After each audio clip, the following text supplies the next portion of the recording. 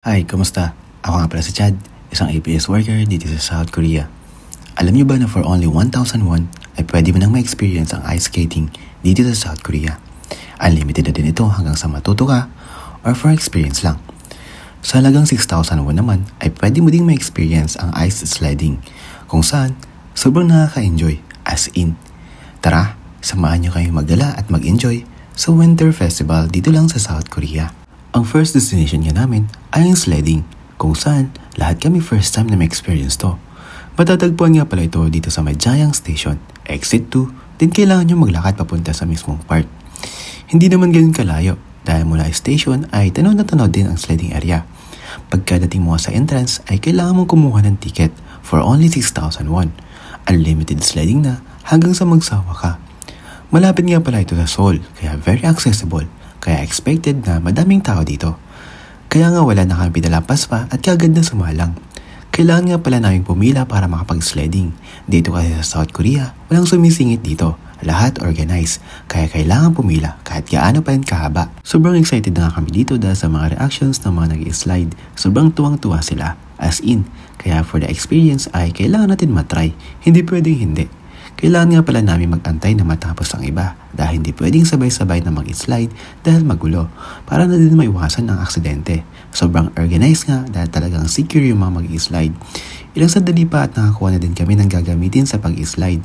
Parang salbabida siya tapos sasakyan mo pababa.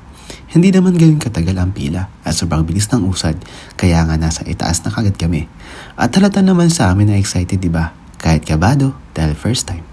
Open nga pala ang snow sledding dito sa Jayang from 9 AM hanggang 5 PM until February 12, 2025. Kaya dun sa mga hindi pa naka-experience mag-snow sledding, so good na dahil next year na ulit ito mag-open. You should try it. As in sobrang nakaka-enjoy. Ilang sandali pa ay nakapag-sledding na din kami ulit. Sobrang tuwang-tuwa nga mga person dahil sa experience. Parang naging bata ulit kami. Kagaya nga ng sabi ko kanina, unlimited ang slide kaya kung nabitin ka ay pwede ka pang umulit. Tapos mag-slide ka ng paulit-ulit hanggang sa magsawa ka. Katulad ng karamihan, isa din ito sa gustong-gusto natin na ma-experience. Sobrang sulit at sobrang memorable. Ang next destination nga namin ay ang City Hall Station na matatagpuan lang dito sa May Seoul para naman mag-ice skating. Kagaya ng sabi ko, just for the experience lang. Imagine for only 1,000 won ay may enjoy mo na ang mag-ice skating. Take note, 1 to sawa ka dyan hanggang sa matuto ka or hanggang kaya mo. Hindi na lugi para sa 1,000 won dahil paniguradong sobrang sulit. Madami ang tao dito dahil isa din ito sa talagang pinupuntahan ng karamihan dahil nga malapit lang ito sa Seoul. Ang dami nga din mga kababayan ang mga nandito mula sa iba't ibang lugar dito sa South Korea para ma-experience ang mag-ice skating. Siyempre lahat naman ay first time din ito matatry. Open nga pala ang ice skating park from 10 o'clock in the morning hanggang 9:30 in the evening until February. Kaya sa mga hindi pa naka-experience, sugod na. Yung 1,000 mo ay paniguradong sobrang sulit dahil yung experience ay talagang priceless. Hindi nga lang ako nagtagal mag-skate dahil takot ang person. Kaya yung ibang kasama ko na lang ang nagpakasawa na mag-skate. Ayos na din dahil at least na-try natin. Dito kasi sa South Korea pag itong winter season ay ang dami mga activities na pwedeng gawin. Like yung sledding, ski, snowboarding at madami pang iba.